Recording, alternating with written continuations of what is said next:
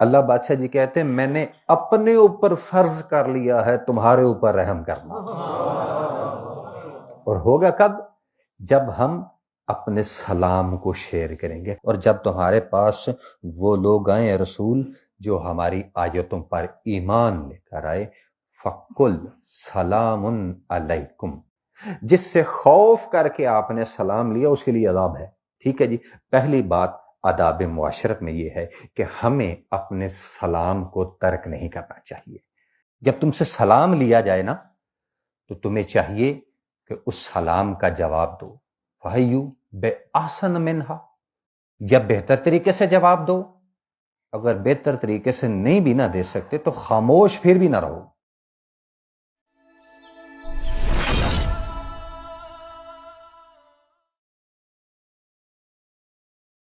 ارشاد ہو رہا ہے جی، یا ایھا الذین آمنوا اتقوا اللہ وقولوا قولا سدیدا، ترجمہ کریں گے احمد رضا خان بیٹھی، اے ایمان والو اللہ سے ڈرو اور سیدھی بات کہو۔ یا ایھا الذین آمنوا اتقوا اللہ وقولوا قولا سدیدا، قول سدید سیدھی بات، سیدھی بات سے مراد اس طریقے سے بات کرو کہ تمہاری بات کرنے، کیونکہ اس میں جو آپ ایک پیچھے یا ایھا الذین آمنوا اتقوا اللہ، اے صاحبان ایمان، اس پورے سیکوینس کو دیکھیں گا، صاحبان ایمان اتقوا اللہ وقولوا قولا سدیدا، جب تم نے قول کرنا ہو نا تو قول سدید اپناؤ۔ اس قول سدید کو سدید رکھنے کے لیے ضروری ہے کہ تمہارے پاس اللہ کا تقوی بھی ہو، ایک خوف ہو کہ میرے بات کرنے سے اگر اگلے بندے کی عزت نفس مجروح ہوگی تو میری گفت خدا کے حضور ہوگی۔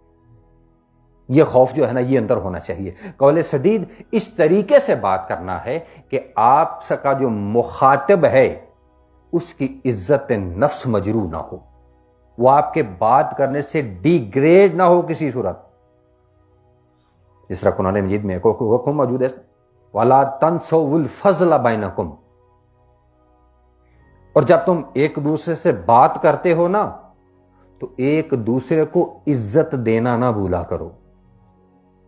وہ کہنا سب فضل استعمال کیا، فضل بڑھوتی کے لیے استعمال کیا جاتا ہے، اضافے کے لیے استعمال کیا جاتا ہے۔ قول سدید اس سمن میں اس پوائنٹ آف سے ہوگا کہ جب تم کسی سے بات کر رہے ہو تو تمہارے کلام کرنے سے اسے اپنی عزت میں اضافہ محسوس ہو رہا ہو۔ خوبصورت انداز ہے نا بابا، اتنا آسان کام تو نہیں، مشکل ہے۔ اللہ بادشاہ جی کہتے ہیں تمہیں انداز ایسا اپنانا چاہیے کہ جب تم کسی سے ارے لوگ خواہش کریں تم سے کلام کرنے کی کہ یار اس سے بولیں تو اس کے منہ سے پھول جھڑتے ہیں، یار اس سے بات کرتے ہوئے اس طرح لگتا ہے کہ 80 کوشیں ہیں ہم۔ بڑی بات نہیں ہے کہ جسے لوگ کچھ نہ سمجھیں، جب وہ بولے تو لوگ سمجھیں کہ اس کے بولنے سے ہمیں بھی احساس ہوا کہ ہم بھی معاشرے میں زندہ ہیں۔ یہ قول سدید ہے، یہ بات اس طریقے سے کرنا ہے۔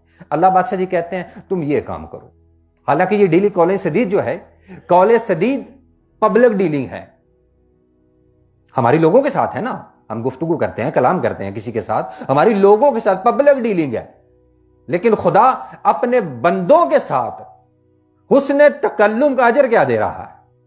یصلح لکم اعمالکم ویغفر لکم ذنوبکم۔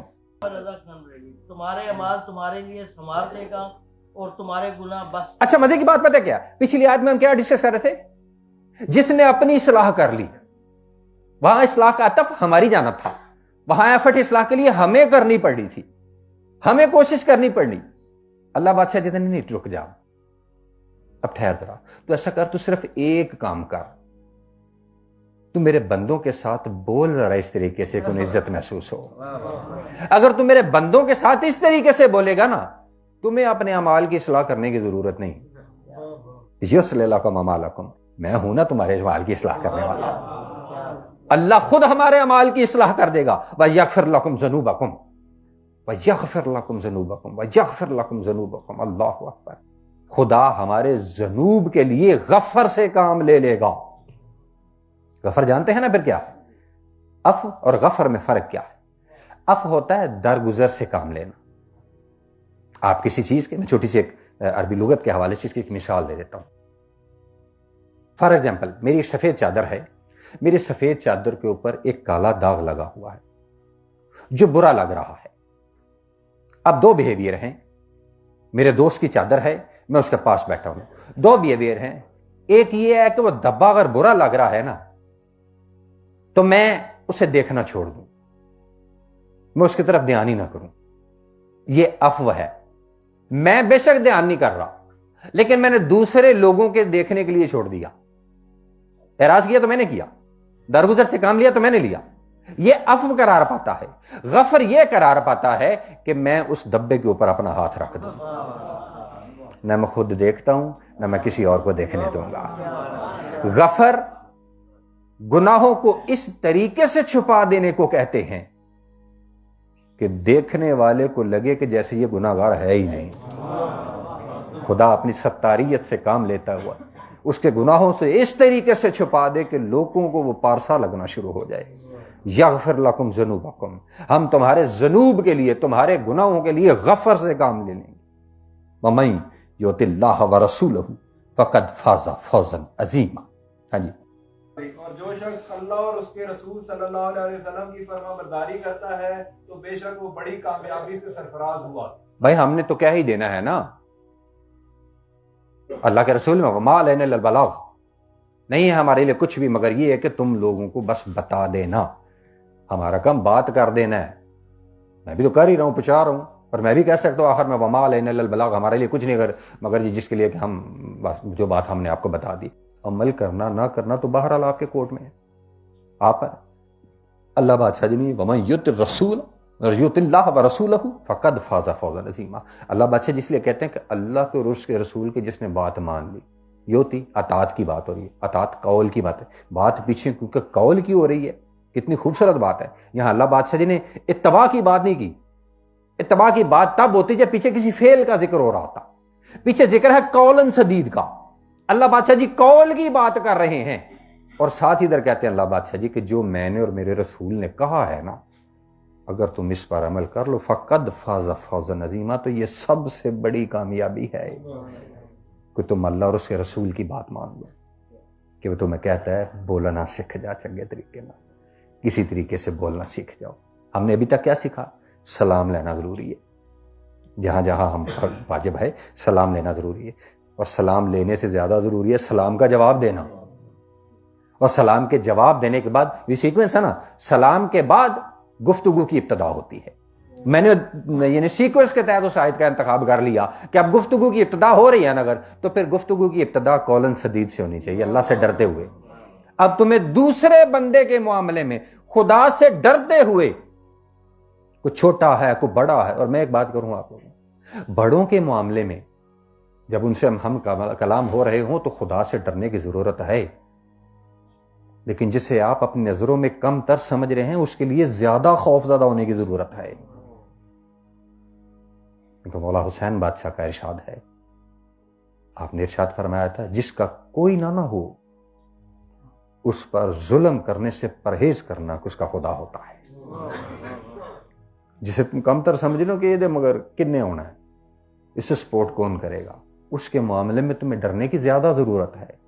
وہاں تقوی خدا زیادہ اپنانے کی ضرورت ہے کہ ہمیں اپنے قول کے معاملے میں اس بات کا خیال رکھنا ہوگا.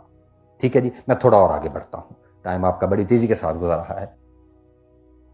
ذرا سورہ بنی اسرائیل دیکھیے جی. قول سدید ایسی بات جس میں اگلے بندے کو اپنی عزت محسوس ہو رہی. آیت نمبر بتا دی میں نے 53. وَقُلْ لِعِبَادِي يَقُولُ الَّتِي هِيَ أَحْسَنُ. ترجمہ کرے جی. اور آپ میرے بندوں سے فرما دیں کہ وہ ایسی بات کیا کریں جو بہتر ہو. وَقُلْ لِعِبَادِي يَقُولُ الَّتِي هِيَ أَحْسَنُ. اے میرے حبیب میرے بندوں کو کہہ دو بات وہ کریں جو خوبصورت ہو, اچھی ہو. اچھا, اس اچھی بات کو سمجھنے کے لیے کہ اس اچھی بات سے مراد کیا ہے. ان الشیطان ینزغ بینہم, ان الشیطان کان للانسان عدوا مبینا. ترجمہ کر دیں اس کا. بے شک شیطان لوگوں کے درمیان فساد بپا کرتا ہے, یقیناً شیطان انسان کا کھلا دشمن ہے. شیطان لوگوں میں فساد ڈلواتا ہے. ان الشیطان ینزغ بینہم, یہ تمہیں جو نا جھگڑانے کی کوشش کرتا ہے. کبھی کبھی ایسا ہوتا ہے کہ بات کی نوعیت سے واقف ہوئے بغیر ہم جب اگلی جگہ پر جاتے ہیں نا تو اگلی جگہ پر جا کر پتہ چلتا جی فلانا بندہ وہاں لڑا جائے کہ جی واقعے کی نوعیت سے واقف ہوئے بغیر وہاں جاتے ہی ہم نے گالی گلوچ کرنی شروع کر دی. ذمہ داری سے کہتا ہوں آپ نہایت تحمل مزاجی سے کسی جگہ پر جا کے اگلے بندے کی یار بات سنو، کوئی بات نہیں، مجھے بات بتائیں بات کیا ہوئی ہے، تھوڑی دیر میں اگلے بندے کا غصہ جاتا ہے. جب آپ نے جاتے ہی شیطان جو آپ کی زبان پہ بیٹھا ہے اور جاتے ہی برے الفاظ سے آپ نے کام لینا شروع کرنا ہے تو یہ مزید اس کو شیطان چاہ رہا ہے کہ لڑائی ہو جائے، اس جگہ پہ جھگڑا ہو. ان الشیطان کان للانسان عدوا مبینا، بے شک اللہ بادشاہ جی بار بار قرآن مجید میں کہتے ہیں کہ شیطان کھلا دشمن ہے، تم لوگوں کا بچ جاؤ اس سے. حسن ہے، حسن کلام میں یہ ہے، اس طریقے کے ساتھ ہے. اچھا ایک واقعہ یہاں مجھے یاد آ رہا ہے. بات اگر احسن کلام کی ہے تو یہاں حسن علیہ السلام کی بات نہ کی جائے تو بات ادھوری رہے گی. ایک شخص جو ہے امام علی علیہ السلام کے بعد، تاریخ ہے، تاریخ میں بڑے بڑے اب کڑوے سچ موجود ہیں، کوئی اس بات کو تسلیم کرے نہ کیا کرے، کتابیں بھری پڑی ہیں. ہمارا ویسے رویہ نہیں ہے اس طرح کی گفتگو کرنے کا، لیکن میں نے چونکہ میرے ایک واقعہ میرے ذہن میں موجود ہے میں آپ لوگوں کو بات بتا دوں. بہت ساری روایات میں موجود ہے. آپ کو پتہ ہے کہ حضرت علی علیہ السلام کے اس دنیا سے رخصت ہونے کے بعد آپ کے ساتھ بنو امیہ کے پلیٹ فارم سے جو کچھ آپ کے ساتھ ہوا، وہ کوئی بنو امیہ کا کوئی پروردہ تھا، وہ آیا امام حسن علیہ السلام کے پاس، مدینہ شریف کی بات ہے اس جگہ پہ، تو اس نے آ کے ان کے منہ کے اوپر حضرت علی علیہ السلام کو برا بھلا کہنا شروع کر دیا. جب اس نے امام حسن علیہ السلام کے منہ پہ حضرت علی علیہ السلام کو برا بھلا کہنا شروع کیا تو جیسے جیسے وہ برا بھلا کہہ رہا تھا آپ کہہ رہے تھے استغفر اللہ استغفر اللہ، میرے دوستوں میں کوئی غلط فہمی ہوئی ہے. اس نے پھر کو برے الفاظ استعمال کرنے، آپ نے پھر کہنا استغفر اللہ، دیکھو تمہیں اگر پیسوں کی ضرورت ہے تو میں تمہیں پیسے دے سکتا ہوں. اس نے پھر برا بھلا کہا، آپ نے پھر کہا استغفر اللہ، تمہیں کپڑوں کی ضرورت ہے میں تمہیں کپڑے دے سکتا ہوں. اس نے پھر برا بھلا کہا، آپ نے پھر کہا استغفر اللہ، تمہیں کوئی غلط فہمی ہوئی ہے، دیکھو تم یہاں مسافر لگتے ہو، تمہیں رہائش کی ضرورت ہے میں تمہیں رہائش دے سکتا ہوں. حالانکہ جس طرح وہ گالیاں نکال رہا تھا آپ بھی چاہتے تو، امام حسن کو کمزور بندے نہیں تھے، چاہتے تو ادھر ہی لٹا لیتے اسی وقت، مدینہ شریف تھا، جوتے بھی چار مار دیتے اس کو. لیکن کیا وہ احسن کلام نہیں تھا. احسن کلام اس طریقے کے ساتھ جب گفتگو ختم ہوئی نا تو وہ شخص پشیمان ہو گیا، اور اس نے جنہوں نے اسے بھیجا تھا انہیں برا بھلا کہنا شروع کر دیا. کہنے لگا جیسا مجھے آپ کے متعلق بتایا گیا تھا میں نے تو آپ کا ویسا نہیں پایا، میں نے تو آپ کے کلام میں بڑا حسن پایا. وہ فوری طور پر تائب ہو گیا. جب آپ حسن کلام سے کام لیں گے تو جھگڑا کبھی بھی فروغ نہیں پائے گا. جھگڑا ہمیشہ اس جگہ پر فروغ پاتا ہے جس جگہ پر شیطان آپ کی زبان پر بیٹھا ہوا ہے. اور اس میں بڑا وعدے کا سودا ہے یار، میں یہ اس میں آپ کو بتا دوں، خانہ فقر کا اصول دے رہا ہوں، ایک حدیث کی روح سے دے رہا ہوں. خانہ فقر کا اصول، ایک صحابی رسول تھے، وہ کسی معاملے میں کسی دوسرے شخص سے جھگڑ رہے تھے مدینہ میں. تو وہ شخص بڑے سخت لہجے سے مخاطب ہو رہا تھا. اس صحابی رسول سے اور آپ صلی اللہ علیہ وآلہ وسلم پاس کھڑے تھے. سخت لہجے سے مراد یہ ہے کہ حدیث کے الفاظ ہیں کہ وہ گالیاں دے رہا تھا.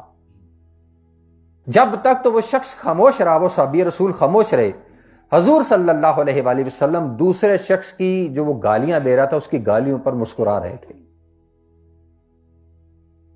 اب کیا ہوا، کچھ وقت گزرنے کے بعد اس صحابی رسول نے اس کی گالی کا جواب دے دیا.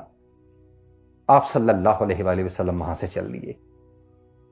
وہ شخص وہاں سے فارغ ہوا، وہ صحابی رسول حضور صلی اللہ علیہ وآلہ وسلم کے پاس آیا، کہنے لگا مجھے آپ کے رویے کی سمجھ نہیں آئی. جب تک وہ مجھے گالیاں نکالتا رہا آپ ہنستے رہے ہیں، میں نے گالی کا جواب دیا ہے تو فوری طور پر آپ منہ موڑ کے آ گئے ہیں. تو آپ نے ارشاد فرمایا کہ جس وقت وہ تمہیں گالیاں دے رہا تھا اور تم خاموش تھے نا، خدا نے تمہارے ساتھ ایک فرشتہ معین کر دیا تھا جو اس کی گالیاں پلٹا پلٹا کے اس کے منہ پہ مار رہا تھا. میں اس بات سے مسکرا رہا تھا، لیکن جب تم نے گالی دی ہے نا وہ فرشتہ پیچھے ہٹ گیا. مسلمان کے لیے یہ بڑا بڑھوتی کا سودا ہے کہ جب تم برائی کا جواب برائی سے نہیں نہ دو گے تو اپنے آپ کو تنہا مت سمجھو. یہ مت سمجھو کہ اب تمہارا بدلہ لینے والا کوئی نہیں. جب تمہارا توکل اپنے خدا پر مضبوط ہوگا تو خدا تمہارے ساتھ ہزاروں فرشتے کھڑے کر دے گا. لیکن جب کیا ہونا ہے، جب بدلہ تم نے خود لینا ہے نا، یہ گھاٹے کا سودا ہے. پھر وہ جو خدا کی جانب سے جو مدد آنی وہ پیچھے ہو جانی ہے. ہمارے معاشرے میں ہمارے ساتھ بڑا ظلم ہوتا ہے. آپ کے پاس اختیار ہو بھی نا، بڑھوتی کا سودا یہ اگر جواب نہ دیجیے گا بس وفوض امری اللہ، میں اپنا معاملہ خدا کے سپرد کرتا ہوں، وہ میرے معاملے کو بہتر دیکھے گا. وہ بعض اوقات ہم جو ہمارا حریف ہوتا ہے اسے صحیح طریقے سے ہینڈل بھی نہیں کر پاتے.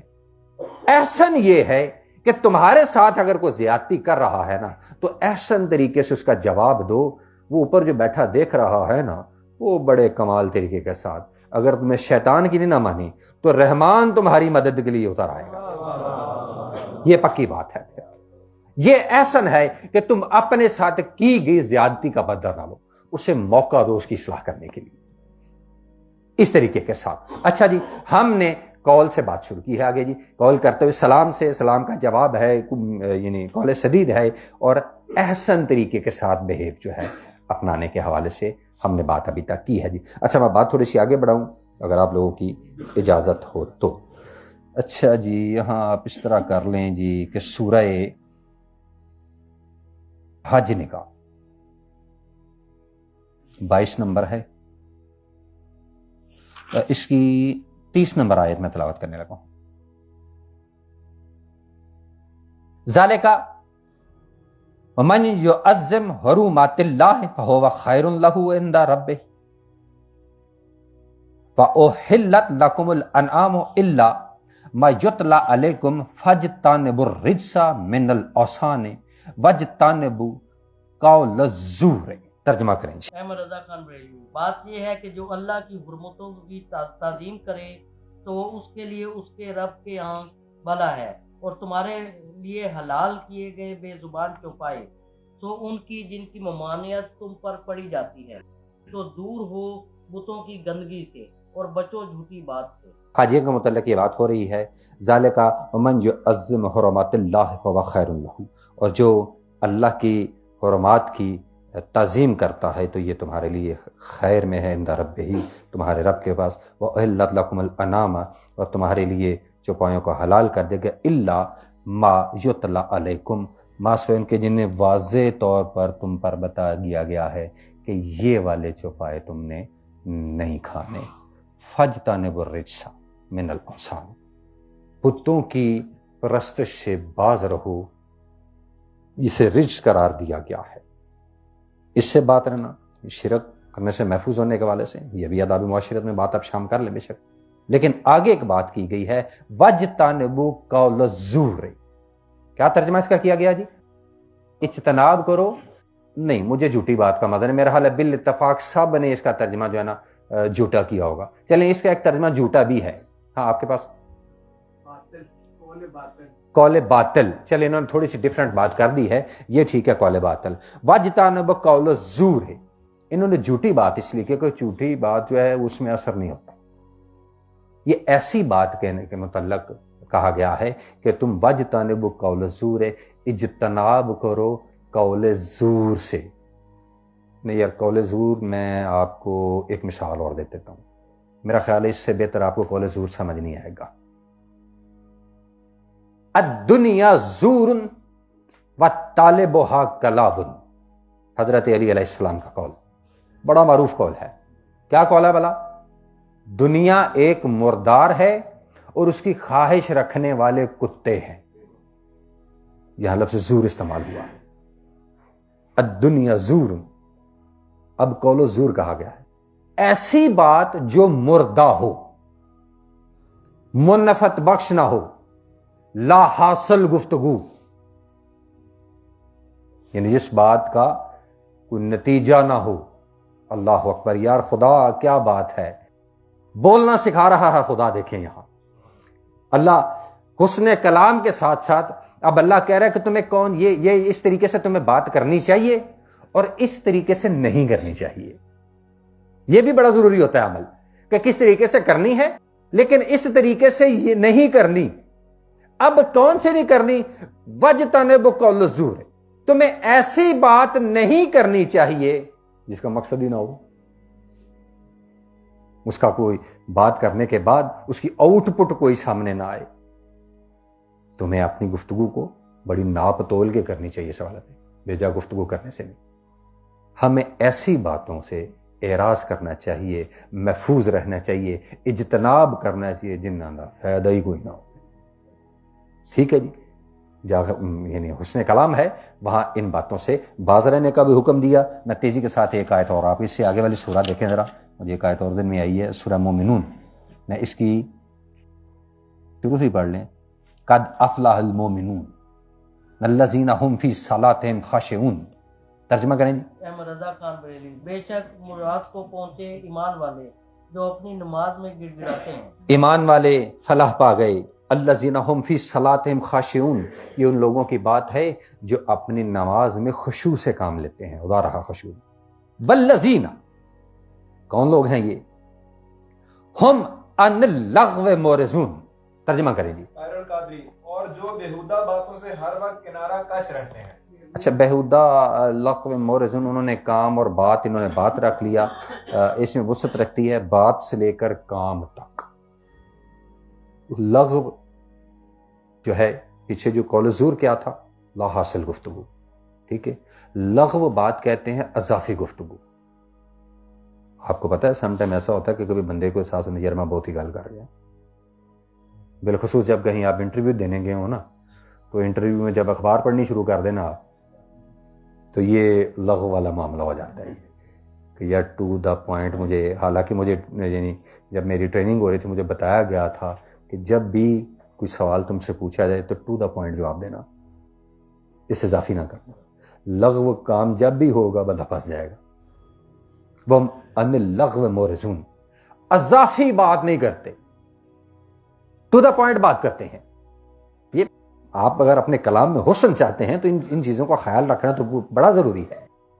پسند کیے جاتے ہیں وہ لوگ، یار وہ فالتو گل نہیں کرنا، اس سے جتنی بات کی جائے صرف اتنی بات کا جواب دیتا ہے.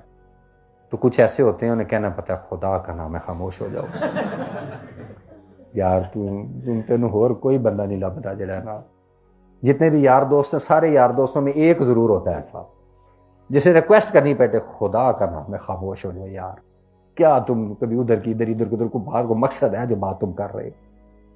یہ لغو بات کرنے والے بندے جو نا بڑے، اگر آپ اپنے کلام کو بہتر آپ آداب سے واقف ہونا چاہیے، یعنی کلام کے جو آداب ہیں، اگر آداب سے واقف ہونا چاہتے ہیں آپ، آداب کے لیے کیا ہے؟ ایک تو قول زور نہ ہو، دوسرا لغو سے اعراض کرو.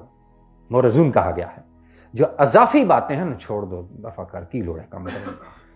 جو بات کرنے والی ہے انہیں سے کرنا چیمہ نہیں دارت تو نہیں بنتا. ٹائم ویسٹ کر رہے ہو اپنا. تمہارا بھلا ٹائم وہ ہے. لغو بات کرنے سے خاموشی میں گزرا ہوا وقت زیادہ حسن ہے. اور میری ایک بات یاد رکھیے گا، لغو باتیں کرنے والا ہمیشہ اپنی جہالت کا اظہار کرے گا. کیونکہ میں نے ایکسٹرا بات کے حوالے سے بات کی ہے نا کہ جب ہم ایکسٹرا بات کرتے تو ہم یہ سوچتے ہیں نا جب یار کہ میں کو زیادہ ہی بول گیا. وہ زیادہ بولنے سے یہ ہوتا ہے کہ اب اسے بھی پتہ چل جاتا ہے کہ اب یہ میری بیوقوفی شمار ہو گئی ہے، اب یہ میری جو انٹیلیجنس ہے وہ نہیں شمار ہو رہی، مجھے کوئی عقل مند نہیں تصور کیا جا رہا، اب مجھے بیوقوف تصور کیا جا رہا ہے. اللہ بادشاہ جی تمہیں بیوقوف ہونے سے بچا رہے ہیں. کس طریقے کے ساتھ؟ تم ایسا کرو، لغو باتوں سے اعراض کرو. تمہیں یہ اضافی بات نہیں کرنی چاہیے کسی صورت بھی. ٹھیک ہوگا جی. ایک آخری آیت ٹچ کر لیں تاکہ میرا یہ والا موضوع یہاں تک میں کمپلیٹ کر دیتا ہوں. اگر میں اور بات آگے شروع کروں گا کلام کے حوالے سے تو یہ سارے کا سارا کلام اللہ ہے. میں اگر آیات کو صرف آیات کے لہجے کے حوالے سے پڑھنا شروع کر دوں تو جس طرح حضور صلی اللہ علیہ وآلہ وسلم نے ارشاد فرمایا کہ حسن الخلق خلق اللہ العظیم، کہ حسن خلق تو حقیقت تو یہ ہے کہ عظیم اللہ کا خلق ہے یہ والا. تو میں صرف آیات کے لہجے بتانے شروع کروں گی یہ کیسے کیسے ہو رہے ہیں تو یہ حسن تکلم اور زیادہ ابھر کے سامنے آنا شروع ہو جائے گا. یہ سمجھ لیں کہ میں صرف حسن تکلم کے لیے ہمیں پورا قرآن مجید پڑھنے کی ضرورت ہے. یہ اس طرح کی بات ہے، لیکن میں نے صرف چند آیات کا سہارا لے کے آپ نے نطق کو بہتر کرنے کی بات کی ہے. اچھا جی، ایک آخری گل جڑی ہے نا وہ مینوں تسی کر لیں دیو، وہ یہ سورہ لقمان نکالنے والا 31 نمبر سورہ ہے.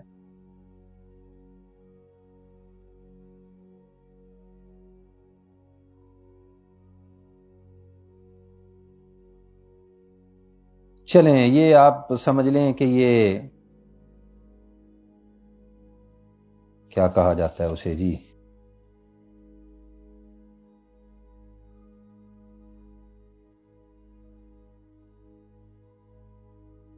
ایک یو ٹرن کہہ لیں، مجھے یہاں لیا جاتا ہے بات، شاید یہ اچھا ہو گیا انتخاب اسی آیت کا ہو گیا اس جگہ پہ، جہاں صرف قول پہ زور نہیں دیا جا رہا بلکہ قول کے ساتھ ساتھ آپ کے اعمال کی طرف ہی بات ہونے لگی ہے، لیکن یہاں میں قول والا باب بند کر کے اعمال والا باب میں آگے کی بات آپ کو اگلے سیشن میں رکھ لیتا ہوں، تو پھر اس کے حوالے سے بات پھر دوبارہ سے ہو جائے گی۔ آیت نمبر میں نے بتا دی ہے کیا، میں 19 نمبر آیت اس کی تلاوت کرنے لگا ہوں۔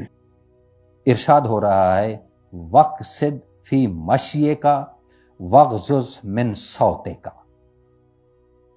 ترجمہ کریں گے طاہر القادری، اور اپنے چلنے میں میانہ روی اختیار کر اور اپنی آواز کو کچھ پست رکھا کر۔ وقصد فی مشیے کا وغزز من صوتے کا، اپنی چال میں اعتدال پیدا کرو۔ حدیث شروع سے تیز چلنے والے بندے کو بھی پسند نہیں کیا گیا، وہ جو رش میں سے تیزی کے ساتھ گزر رہا ہے، گزرتے گزرتے کبھی اس کو کندھا لگ رہا ہے، کبھی اس کو کندھا لگ رہا ہے، کبھی کسی کو دھکا لگ رہا ہے، اس بات کو بھی پسند نہیں کیا گیا۔ اور اتنا سلو چلنا کہ میرے سلو چلنے سے بھی دوسرے لوگ ڈسٹرب ہونا شروع ہو جائیں۔ جو ڈرائیونگ کرتے ہیں وہ ان دونوں طرح کے لوگوں سے جو ہے نا وہ بیزار ہیں۔ ایک جو نہایت سلو روڈ پہ چل رہا ہو وہ ڈسٹرب کرتا ہے، ایک جو بہت تیز جا رہا ہو وہ ڈسٹرب کرتا ہے۔ یعنی سپیڈ لمٹ جو ہے جو قرار دی گئی ہے اگر اس کے مطابق رہا جائے، اس کے تھوڑا آگے پیچھے رہا جائے تو بندے کو ڈسٹربنس نہیں ہوتی۔ جو بہت تیز جا رہا ہوگا وہ دوسروں کو ڈسٹرب کرے گا، یا جو بہت سلو جا رہا ہوگا وہ دوسروں کو ڈسٹرب کرے گا۔ وقصد فی مشیے کا، تمہیں اپنی چال میں اعتدال رکھنا چاہیے، اتنا سلو بھی نہیں کہ ایسے اکڑ اکڑ کر چلو کہ پتہ نہیں تم کیا چیز ہو، مجرم قرار پاؤ گے۔ اتنی تیزی کے ساتھ بھی نہ چلو کہ لوگوں کے ساتھ کندھے ٹکراتے رہیں، دھکے لگتے رہیں۔ اور اس میں جو کہا وقصد فی مشیے کا، یہاں جو ہلکی چال ہے نا، ہلکی چال میں یہ انداز اپنانا بھی کہ جس میں تمہارا وقار مجروح ہوتا ہو، کہ جو تم ہو تم وہ بھی نہ لگو، یہ بھی ممانعت ہے۔ ایٹ لیسٹ جو خدا نے وقار تجھے دیا ہے اپنے اس وقار کو، اس لیے اعتدال اس کا ترجمہ کیا جائے تو اس کو قائم رکھتے ہوئے چلو، کم از کم نہ زیادہ اکڑ کے، نہ ہی اتنا جھک کے کہ ہر بندہ تمہیں اچک لے جائے۔ چلتے ہوئے چال میں اتنا اعتدال رکھو کہ تمہارا وقار قائم رہے۔ وغزز من صوتے کا، بولتے ہوئے اپنی آواز کو پست رکھو، اپنی آواز کو بلند نہ کرو۔ ابلاغ والے اپنی آواز کو بلند کرتے ہیں کیونکہ حدیث سے یہی مر رہی ہے کہ جب تم کلام کر رہے ہوتے تو تمہارے کلام میں جوش ہوتا ہے، خطابت میں جوش نہ موجود ہو تو بعض کا بات ہماری آگے پہنچتی نہیں ہے۔ زیادہ نرم لہجے سے بات کی جائے تو وہ اس طرح وہ ذہنوں کو جھنجھوڑتی نہیں ہے۔ ابلاغ کا حصہ ہے، کیونکہ حضور صلی اللہ علیہ وآلہ وسلم کے متعلق بھی ارشاد ہے کہ جب آپ آواز کر رہے ہوتے تھے، نصیحت کر رہے ہوتے تو آپ کی آواز بلند ہوتی تھی اس حوالے سے۔ لیکن یہ ایک دوسرے کے ساتھ آداب معاشرت کی چونکہ بات ہو رہی ہے، ڈیلنگ، پبلک ڈیلنگ کے حوالے سے، وغزز من صوتے کا، اپنی آواز کو دھیما رکھو۔ اور بات وسیع تر تناظر میں، اور میں جتنی یہ باتیں کر رہا ہوں یہ مت سمجھیں کہ یہ ساری کی ساری باتیں صرف مردوں کے لیے ہی ہو رہی ہیں، تمام عورتوں مردوں تمام کے لیے یہ بات اپلائی ہے۔ اچھی واسطے من گالی یاد آئی جی تھے۔ یہاں آواز کو دھیما رکھنا بڑا ضروری ہے۔ جب بھی کسی سے بات کر رہے ہوتے ہو تو اپنی آواز کو دھیما رکھو۔ میں نے یار بات کہا تھا میں نے یہاں ختم کر دوں گا، تو کرنا میں شاید اور آگے بات کرتا تو میں قرآن مجید کی اور آیات کے ریفرنس بھی لیتا، جیسے ایک اور جگہ قرآن مجید میں ارشاد فرمایا گیا حضور صلی اللہ علیہ وآلہ وسلم کے متعلق کہ اپنا قدم ان سے آگے نہ بڑھاؤ، اپنی آواز ان کے آگے اونچی نہ کرو ورنہ تمہارے اعمال حبت کر لیے جائیں گے، حبت اعمالکم ہو جائے گا تمہارے ساتھ۔ وہ بھی میں نے کہا کہ میں تھوڑا اختصار سے کام لے رہا ہوں اس لیے جو ہے نا وہ یہ اپنی آواز کو پست رکھو۔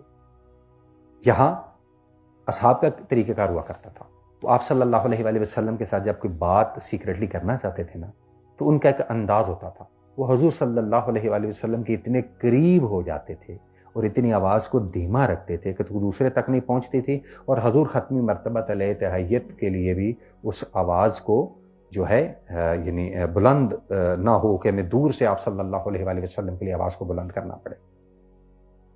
یہ ایسا بڑا سخت ہے کہ رسول کے آگے جب آواز کو بلند کیا جائے تو میں ابھی بہت سی مثالیں اس میں نہیں دینا چاہتا کہ وہ اس حوالے سے وہ وَغْضُضْ مِن صَوْتِكَ، اپنی آواز کو دھیما رکھو۔ جسے اپنی آواز اونچا کرنے کا شوق ہے نا وہ بھی سن لے۔ اِنَّا أَنْكَرَ الْأَصْوَاتِ لَصَوْتُ الْحَمِيرِ، ہاں جی، طاہر القادری، بے شک سب سے بری آواز گدھے کی آواز ہے۔ اگر اونچا بولنے سے بندہ سچا ہوتا ہے نا تو سب سے سچا گدھا ہے، کیونکہ اس کی آواز سب سے اونچی ہوتی ہے۔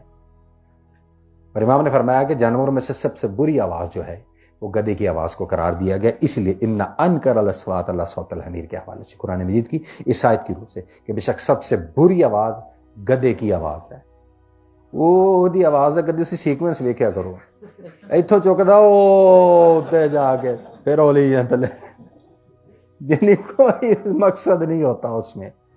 باقی تمام جانوروں کی آوازیں، پرندوں کی چرپنگ، کسی دوسرے جانور کا بولنا بڑا دل کو سکون دیتا ہے۔ اس لیے کہا کہ جب یہ گدھے کی آواز ہے لا حول ولا قوت پڑھ لیا کرو، یہ اس کی آواز کو پسند نہیں کیا گیا جانوروں میں سے کیونکہ اونچا بولتا ہے۔ اگر اونچا بولنے کا یہ اسے تو مستمل رکھیں، بے شک مستمل رکھیں، جیڑا بندہ بہت اونچا بولتا ہوئے نا اسے یہ محاورہ سنا دیا کریں، اونچا بولنے سے اگر کوئی بندہ سچا ہو سکتا ہو تو گدھا سب سے زیادہ سچا ہے۔ کیوں؟ کیونکہ اس کی آواز سب سے اونچی ہے۔